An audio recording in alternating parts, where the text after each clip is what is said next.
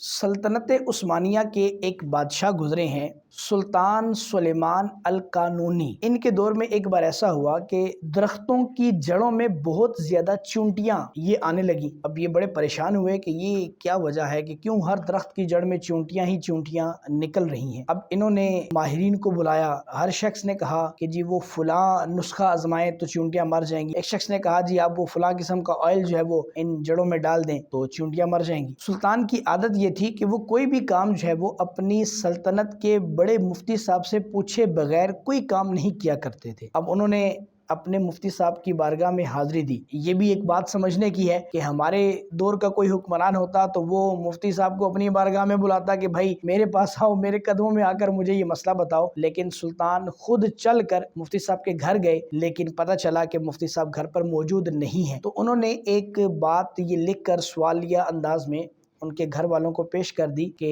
اگر درختوں کی جڑوں میں چونٹیاں ہو جائیں تو اس کا کیا حل ہے۔ مفتی صاحب نے جواباً رکا لکھ کر بھیجا کہ اگر انصاف کا ترازو قائم ہو تو چونٹیاں صرف اپنا حق لینے کے لیے آتی ہیں۔ کچھ عرصے بعد اسی سلطان کا آسٹریلیا کے دارالحکومت ویانا اس کو فتح کرنے کا ارادہ بنا۔ یہ اپنے لاؤ لشکر کے ساتھ اس کی فتح کے لیے جا رہے تھے تو راستے میں سلطان کا انتقال ہو گیا۔ ان کی وصیت کے مطابق ان کا جسد خاکی واپس ان کے اپنے شہر لایا گیا۔ جب مختلف چیزوں کی چھان بین کی جا رہی تھی تو اس میں سلطان کا ایک وصیت نامہ یہ بھی نکلا کہ میرا فلاں صندوق میرے ساتھ قبر میں دفن کیا جائے۔ اب علماء اور وزراء یہ سب ایک پیج پر ہو گئے کہ شاید اس صندوق کے اندر بادشاہ کا کوئی خزانہ ہو، اور اتنی قیمتی چیز جو خزانے پر مشتمل ہے اس کو قبر میں رکھنا اور یوں ضائع کر دینا یہ قطعاً درست نہیں ہے۔ اب ان کا فیصلہ یہ ہوا کہ اس صندوق کو کھولا جائے اور دیکھا جائے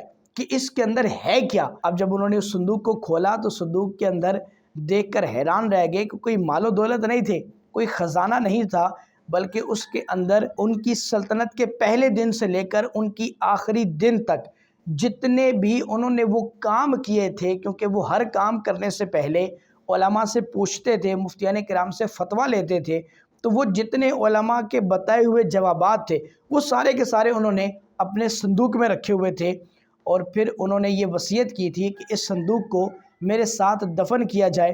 گویا ان کا یہ مقصد تھا کہ جب اللہ تبارک و تعالیٰ مجھ سے میرے اعمال کی پرسش کرے گا اور میرے کیے گئے فیصلوں کے بارے میں مجھ سے پوچھا جائے گا تو میں علماء کے لکھے ہوئے فتاوی جات اللہ کی بارگاہ میں پیش کر دوں گا کہ میں نے کوئی بھی کام اپنی مرضی اور منشا سے نہیں کیا، بلکہ ہر کام علماء سے پوچھ کر کیا ہے۔